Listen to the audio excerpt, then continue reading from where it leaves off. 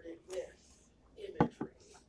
Like they, and not like all books, but most books, there's imagery in it. Like they not really like describe a place, but they make it. I can't really. I had it and now I lost it. Okay.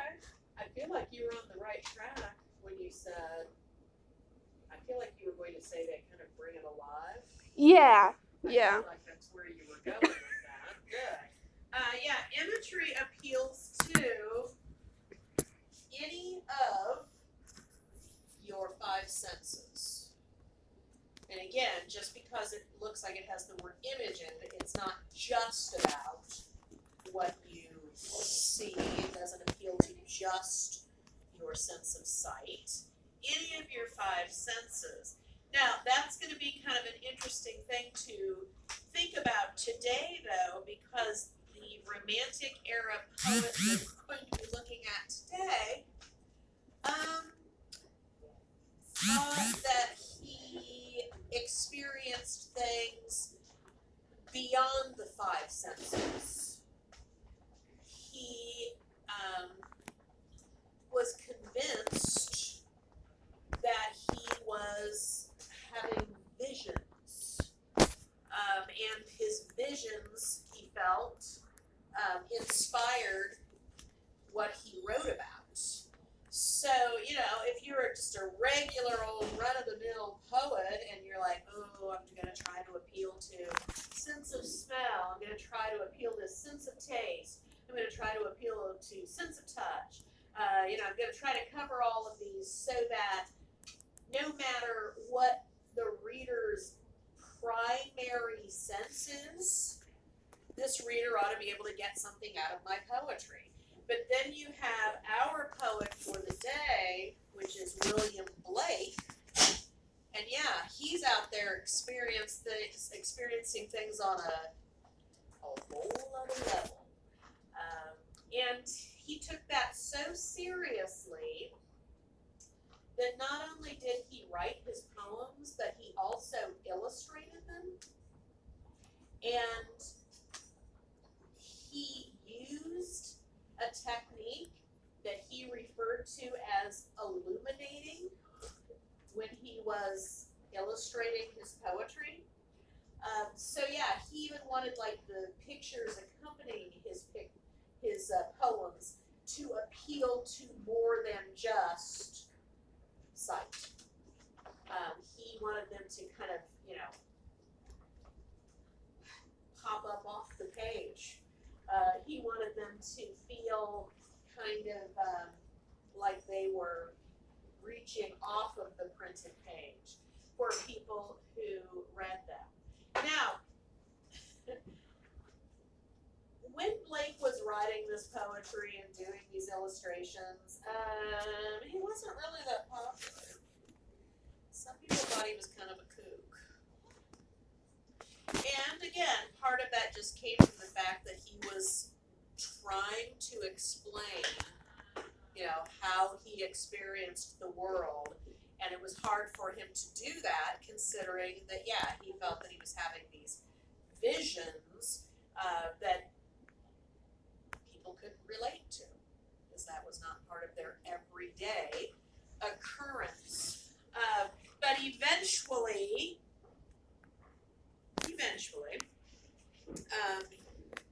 people finally kind of went back and looked at Blake's writing after some years had passed. And really, it was like long after he was dead, okay? It's like 100 years after he wrote this stuff. People said, maybe we should look at this stuff again. And then it became super, super popular. And I would suggest to you, if you consider that, Blake, sorry. Good morning. Please rise for the Pledge of Allegiance. I pledge allegiance to during lunch on Wednesdays and Fridays only. Individual tickets are $35 and couple tickets are $60. Meal tickets are an additional $5 for individuals and $15 for couples. Attention students, if your date is looking for a tux to wear to prom, feel good and look great renting a tuxedo from All About Tea located on Baldwin Avenue here in Marion. If you mention MHS, they will donate $5 per rental to our school. Thank you in advance for participating. There's 1 week left in the grading period. Tutoring is available before and after school every day as you need assistance raising your grades. Esports Club call-outs for open competitions are being held Monday, March 6th in the Esports Arena immediately after school. Please see Mr. Staten for details. On Tuesday, March 14th, the juniors will be attending a workshop in the MHS library if they are a 21st century scholar. Teachers will receive an email with the names of students who should be sent down that day. If students from other grades miss the workshop, they are welcome to use that day to catch up or finish the required modules. See Ms. Piercy if you have any questions. Free event for juniors, Fort Wayne College Fair, where over 50 colleges and universities will be sharing information about admissions, scholarship opportunities, and much more. Thursday, March 16th from 6 to 7:30 p.m. at Lutheran House Fieldhouse at Purdue, Fort Wayne. Marion Public Library presents author John A. Meeks II. He is the author of the book History Etched in Dog Tags, a Soldier. His scout dog, a shirt duty. Mr. Meeks will be giving a presentation and have a book signing on Monday, March 6th at 5:30. All students that would like to travel with the Black History Club on the college tour must meet after school on Tuesday, March 7th in room 234. The information forms, rooming information, and the agenda will be given at the meeting. Juniors, we have an organized field trip to IWU on Thursday, April 20th. You need a signed permission slip, which is available in the counseling department.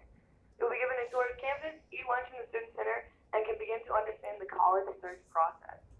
We have room for 50 students on the bus, so the first 50 juniors will be approved for this trip. We leave at 9:30 and will return by 2 p.m. to MHS. Please see Ms. Piercy if you have any questions. Boys and girls state applications are in student services. Also, Mr. March and Mr. Staten have copies available in their classrooms. This is available only to junior students. Please see Ms. Piercy if you have any questions. Girls state applications are due by March 15th. Today, boys basketball will be playing McCutcheon at Kokomo in the sectional semifinals. The game is at 7:30 p.m. and tickets for individual sessions are $7. There's also the girls and boys track and field at Hoosier State Relays qualification. And on Saturday, after Giants win Friday's game, they will play in the sectional championship at Kokomo at 7:30. Our shot for today goes to Miss Cook. Remember, guys, if you see something, say something. Have a giant Friday. So, what I was starting to say there was when you look at when Blake lived, he was like a super, super early romantic, okay, in terms of when he was born. He was born in 1757, and he only lived to be, he lived till 1827, so he was not one of our people who died super young like some of the romantics. But again, he was an early romantic. Sometimes textbooks don't even include him in the romantics because he was early. So I'm saying if you think about, some of these other characteristics that we have looked at from the romantic era, I think he probably would have been a little more accepted if he had come later into the era. But he was just so different from what the previous era had been into. Because again, our 150-year chunk of time that we were looking at, prior to this, and everything was about reasoning, everything was about logic, and here comes this guy who says, I'm having visions. It was just a little too much, I think. So we're going to be taking a look then at some Blake poetry, and we're still including this in the 7th characteristic because again we kind of took that little side trip that within the seventh characteristic we had Gothic literature. So we're still doing the seventh characteristic today, but we're much more focused on the spiritual aspect. Because part of why Blake felt that he had visions, part of his whole reason for writing is he was a deeply spiritual person. His religious beliefs were very important to him. And even though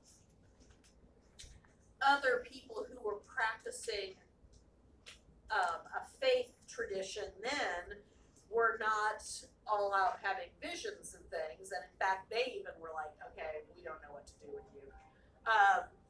That was, that was very important to him, and that's why he wrote what he wrote. All right, so speaking of his religious beliefs, grab a textbook and go to page 564.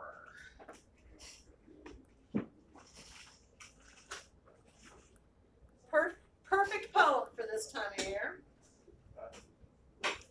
564.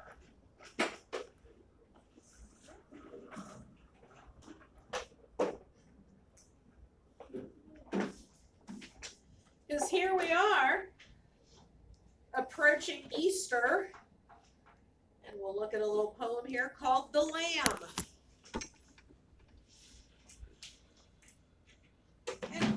And lambs are definitely connected to Easter because they're born in the spring, and so the imagery of that, we got little baby bunnies, our little lammies, we've got all that stuff going on for Easter decorations. What page? 564. But then we also have, the religious concept, and again, tied into Easter, that Jesus is the Lamb of God.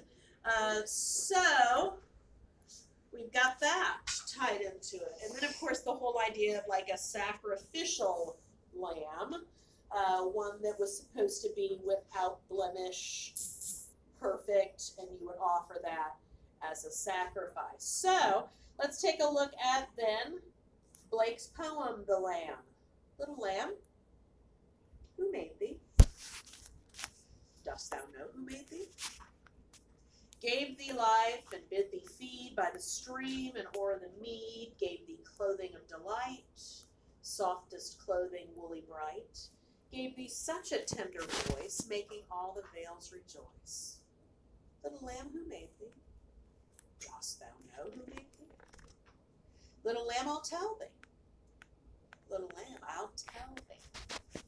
He is called by thy name, for he calls himself a lamb. He is meek, he is mild, he became a little child. I a child, and thou a lamb, we are called by his name.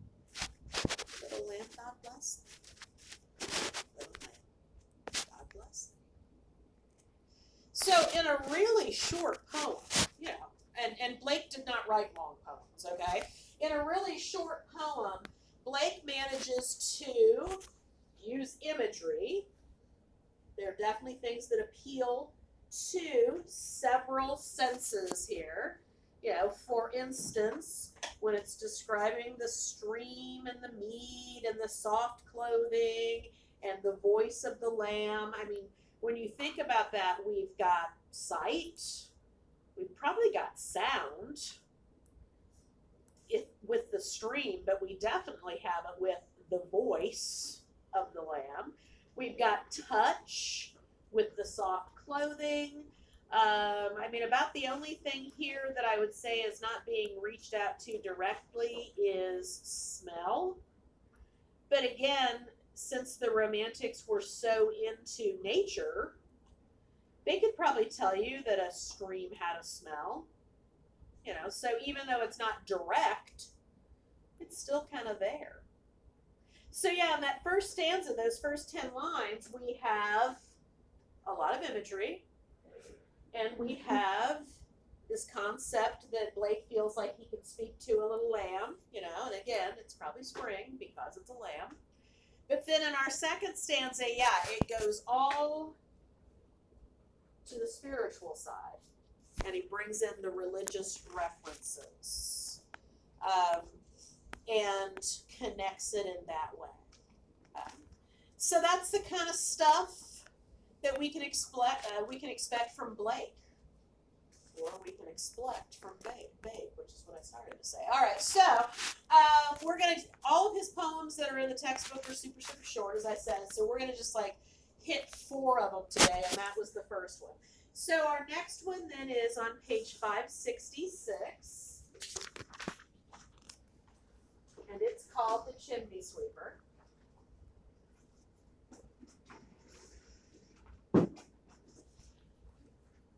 But here's a problem. On page 570, there's another poem called The Chimney Sweeper. And Blake wrote both of them. And it's like, why would you do that?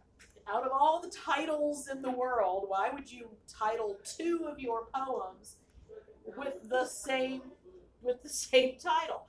Well, it's because he had 2 major collections of poems that he wrote, and the first ones were from Songs of Innocence, because he felt like his poems had kind of a musical quality, which, you know, with that one with the lamb, we saw the repeated line, so kind of felt like a little song, you know, and it had a refrain.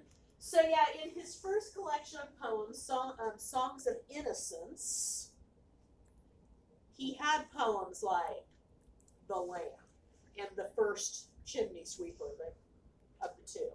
But then his other collection of poetry was called Songs of Experience. So his first collection, it felt more like, you know, things that might appeal to little kids, things that were all kind of wholesome, things that were all kind of gentle and fresh and new and wide-eyed. And then in his poems, Songs of Experience, it was more like, that this is the way the world really is. So that's why he has 2 poems with the same title. Because our first one is more from the innocent perspective, and then the second one is more from I've lived some life perspective, all right? So let's look at the innocent chimney sweeper. That's on 566. When my mother died, I was very young. And my father sold me, while yet my tongue could scarcely cry, weep, weep, weep, weep. So your chimneys I sweep. Plain, leaping, laughing, they run and wash in a river and shine in the sun. Then, naked and white, all their legs left behind, all their bags left behind, they rise above clouds and sport in the wind. And the angel told Tom, if he'd been a good boy, he'd have God for his father, and never want joy. And so Tom awoke, and we rose in the dark and got with our bags and our brushes to work. Though the morning was cold, Tom was happy and warm. So if all do their duty, they need not fear harm. Keep in mind, this is in the collection of poems called Songs of Innocence. Is there much innocence in this poem, though, in terms of the lives of these poor kids? Chimney sweeps. What a horrible, horrible job. That you had to be very tiny so that you could shimmy your way down into the chimneys. And I realize Mary Poppins and Mary Poppins Returns have made chimney sweeps look incredibly happy, and they love to, you know, sing songs and tap dance in the streets. But it was usually little kids, because they were small enough. They'd put them on a rope, or not. They'd send them down the chimneys, where they would be breathing in all of this toxic goo from the fires constantly burning, and they'd be scraping that and cleaning that, because that would build up. That creosote inside the chimneys would build up, and would, if you didn't have your chimneys cleaned out, you know, that it would close off. Plus, it was a fire risk in your chimney, and then you burn your whole house down. So yeah, they would send these little kids in to do this scraping, and I mean little kids. talking like sometimes 6-year-olds, 8-year-olds being sent to do what should have been, if they'd had the possibility, it should have been a machine's labor, you know, because again, it was dangerous. Mm-hmm. And they're sending little kids in. And so in this poem, we have, you know, the bitter reality of how these children lived and why they became chimney sweepers. But yeah, it's kind of told from the eyes of a child.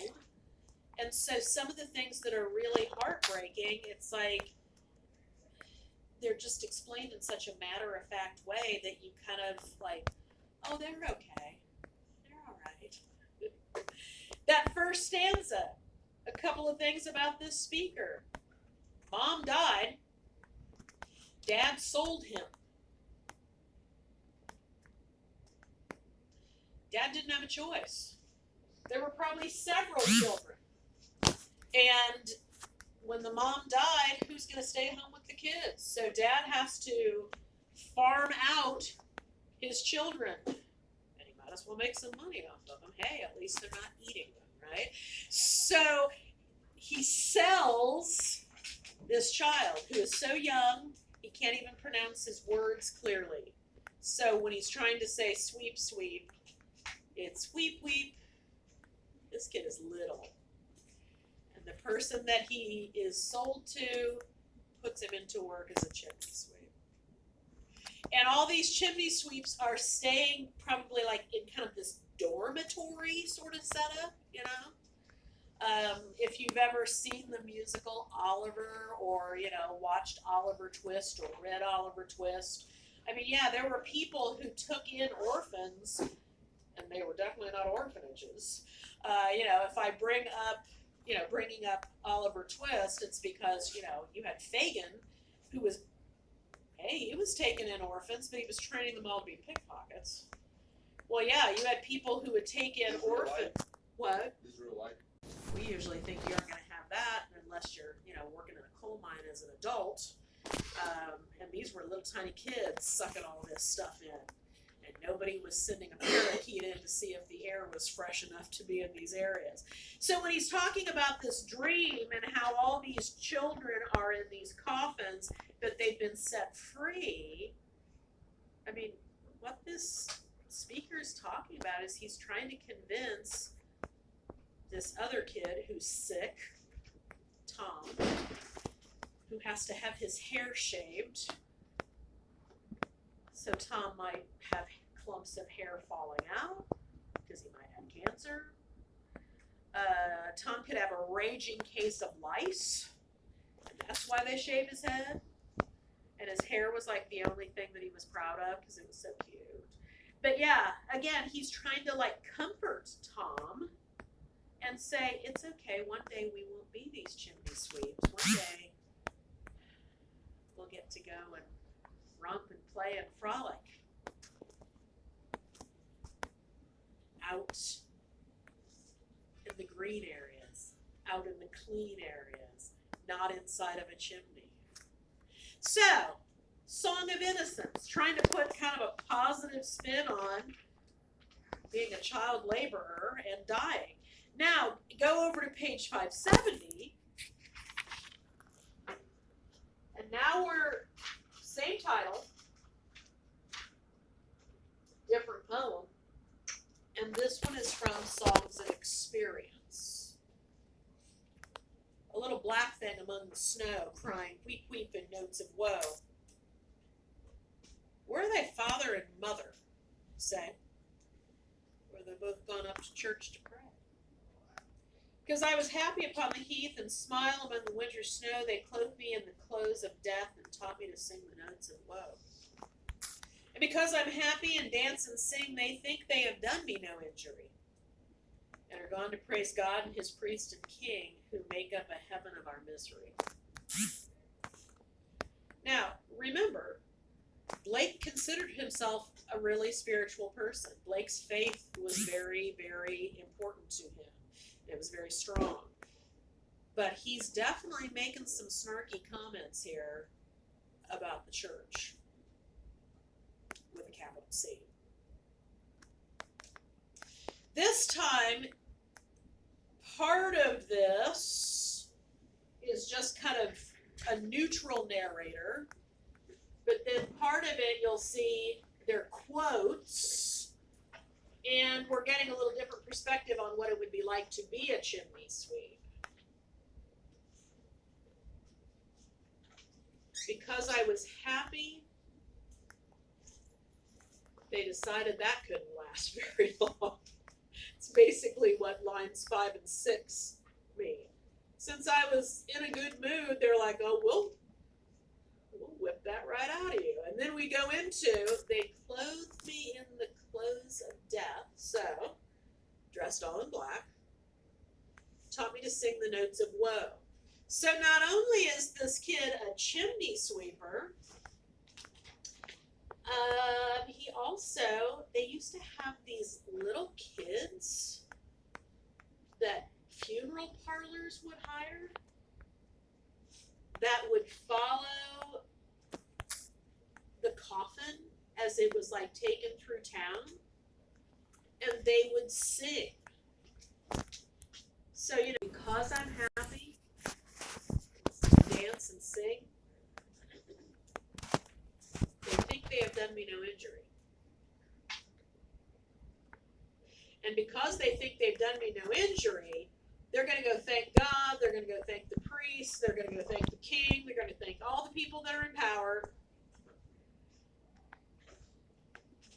But then he refers to those people, God, his priest and king, as those who make up a heaven of our misery. It's an interesting line. Those who make up a heaven of our misery. I think it would be a different line if it just said, who make a heaven of our misery. If the word up were not in there, I think we definitely could interpret that line differently. But because that word up is in there, it kind of feels like they're saying, or you know, the speaker is saying it's made up, this heaven. So there's kind of a bitterness there. They've made it up. They've said that we're going to get something good out of our trials and our misery and our struggles on earth.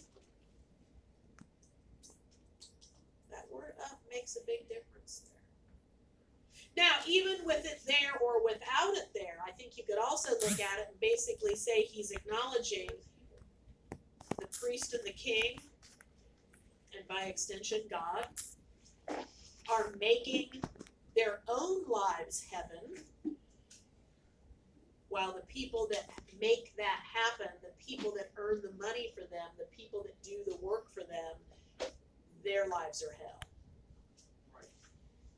So, yeah, Song of Innocence. My mom's dead, my dad sold me, all my little friends around me are dying, but one day we're going to have an angel come and get us out of our coffins, and we'll go play in the green spaces, and we won't have to wear any clothes. Yay!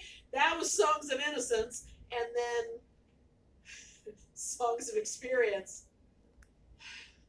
The things that adults do to kids.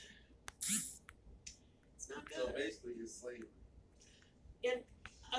It definitely had a lot in common with it. The biggest difference would be that you didn't belong to these people once you got old enough to do your own work.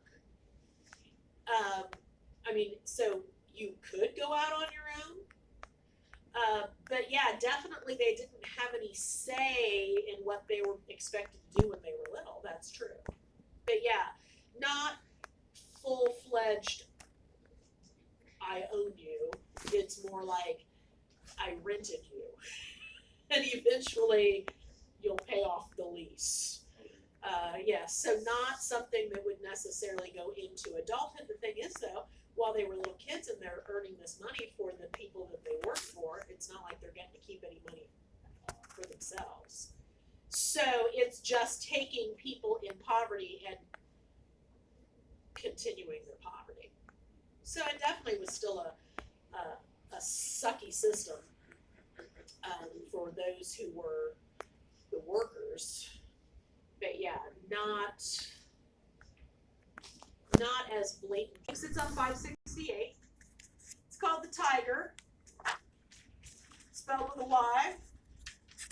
Why? I don't know. But anyway, here is the last of the 4 poems of Blake. Tiger, tiger, burning bright, in the forests of the night, what a mortal hand or eye could frame thy fearful symmetry? In what distant deeps or skies burnt the fire of thine eyes? On what wings dared he aspire? What the hand dare seize the fire? And what shoulder and what art could twist the sinews of thy heart? And when thy heart began to beat, what dread hand and what dread feet? What the hammer, what the chain? In what furnace was thy brain? What the anvil, what dread grasp dare its deadly terrors clasp? And when the stars threw down their spears and watered heaven with their tears, did he smile his work to see? Did he who made the lamb make thee? Tiger, tiger, burning bright in the forests of the night, what a mortal hand or eye dare frame thy fearful symmetry? So the lamb was in songs of innocence. The tiger is in songs of experience. The first chimney sweeper, songs of innocence. The second chimney sweeper, songs of experience. So Blake's setting up kind of a point counterpoint thing with these 2 books of poetry. And even though it's not the lamb and the sheep, he's still working an angle here with the lamb versus the tiger. So if the lamb is supposed to be like, a representation of all that's good and pure and holy in the world, and again, Christianity uses the image of the Lamb of God, what's the tiger supposed to represent?